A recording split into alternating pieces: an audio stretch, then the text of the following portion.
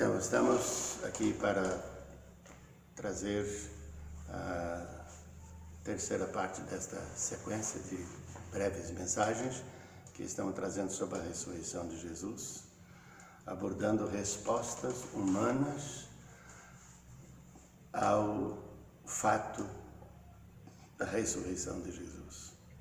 E queremos nesse vídeo agora estar focado na resposta dos discípulos que iam de Jerusalém para Emaús e a caminho, e o que eles nos ensinam, o que aconteceu com eles, o que nos ensina. Eu penso que há muita gente assim como aqueles discípulos. Eles já tinham ouvido que as mulheres haviam de manhã tinha ido ao sepulcro para embalsamar o corpo de Jesus, tinha encontrado o túmulo aberto e que tinha tido uma visão de anjos que dizia que ele vive. Já sabia que Pedro e João tinham ido ao túmulo, confirmou que era verdade, que o túmulo estava vazio, já sabia de tudo isso, já tinha ouvido falar de tudo isso. No entanto, ainda estava tremendamente tristes, voltando para Emaús, onde residiam. Tinham vindo a Jerusalém para a celebração da Páscoa e estavam conversando pelo caminho, indo terrivelmente triste. Um dos discípulos era Cleopas, o nome do outro não é mencionado. Existe uma conjectura de que o outro discípulo, eram dois discípulos, e que o outro era a esposa de Cleopas. É possível que seja. E porque a Páscoa é uma celebração a ser feita em família. Então, sempre em família ia para Jerusalém. É possível. E isto, no mínimo, pensar sobre esta possibilidade nos leva a pensar nós como família. Nós temos como família, temos já experiência com Cristo ressurreto, ou mesmo como família que já ouviu, que conhece a palavra de Deus, que sabe muita coisa a respeito de Jesus, que já ouviu da ressurreição, mas está ainda tão cheio de dúvida e, portanto, não consegue celebrar, não consegue participar da alegria da Páscoa em família. E aí parece que a alegria do cristão tem que ser só no templo e não dá para celebrar em casa, porque não temos ainda a experiência como família com a ressurreição de Jesus. Então, veja, é possível que seja isto. E estão caminhando e estavam tão tristes, tão decepcionados, porque havia esperança de que Jesus fosse o Messias que libertaria o povo de Israel, que estava à altura sob o domínio do Império Romano tão vasto. E aí Jesus está a caminhar com eles, mas mesmo a presença de Jesus eles não perceberam quem era. E como estavam tristes, Jesus inicia a conversa e diz: por que vocês estão assim caminhando tão tristes? E que palavras vocês estão trocando pelo caminho? E eles disseram: você é o único peregrino, quer dizer, a única pessoa que foi celebrar a Páscoa em Jerusalém e está voltando e não sabe as coisas que aconteceram nesses dias. E ele disse: quais coisas? E então Jesus responde: as que diz respeito a Jesus de Nazaré.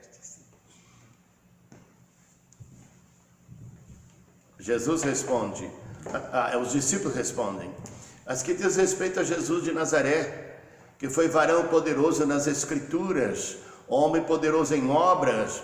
E nós esperávamos, olha, a esperança está no passado, nós esperávamos que fosse ele quem havia de remir a Israel. E sobre tudo isso, hoje já é o terceiro dia, desde que ele foi sepultado, crucificado e já foi sepultado. Mas apesar de que algumas mulheres foram ao sepulcro e tiveram uma visão de anjo, encontraram o túmulo aberto e diz que tem uma visão de anjo que fala que ele vive, alguns discípulos foram lá e disseram que é verdade, mas porém não viram ele. E então Jesus disse: nécios e tardos de coração, para acreditar em tudo quanto os profetas disseram. Porventura, não era necessário que o Cristo padecesse e que em seu nome se pregasse o Evangelho a toda criatura? Então, começando por aí, começou a expor o que nas Escrituras dizia a respeito dele, e aí eles vão ainda caminhando, mas abre-lhes o entendimento, e eram quebrantados com isto. E quando Jesus faz como quem ia para mais adiante, e eles falam: não, Senhor, fica conosco, fique hospedado conosco. E Jesus então assentiu ao convite deles e entrou. E no partir do pão, quando ia pegar a refeição com Jesus, dá graças para partir o pão.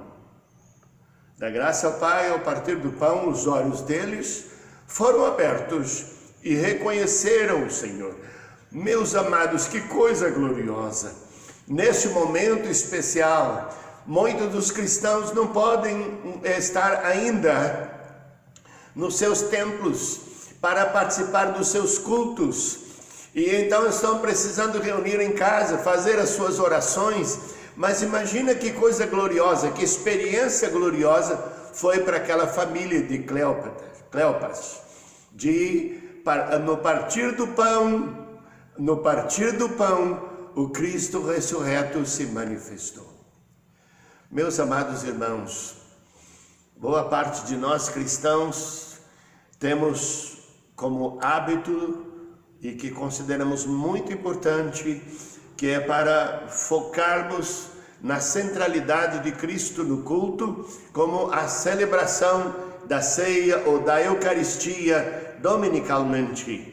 Meus amados, que coisa gloriosa, que experiência gloriosa de crer que o Cristo ressurreto. Nós celebramos a ceia, mas sempre lembramos apenas do corpo, lembramos da morte de Cristo, lembramos do sofrimento dele. Não está errado, é um memorial do sofrimento de Cristo, mas nós podemos experimentar inexpressível, indizível alegria, júbilo extraordinário ao participar da ceia, por ter ali também a experiência com Cristo ressurreto.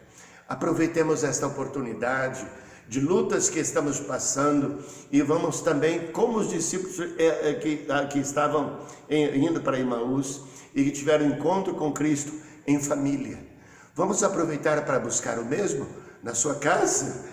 Vamos buscar, você que está aqui a me ouvir, vamos fazer isso em sua família, convida a família, vamos ter experiência real com Cristo ressurreto. Deus te abençoe.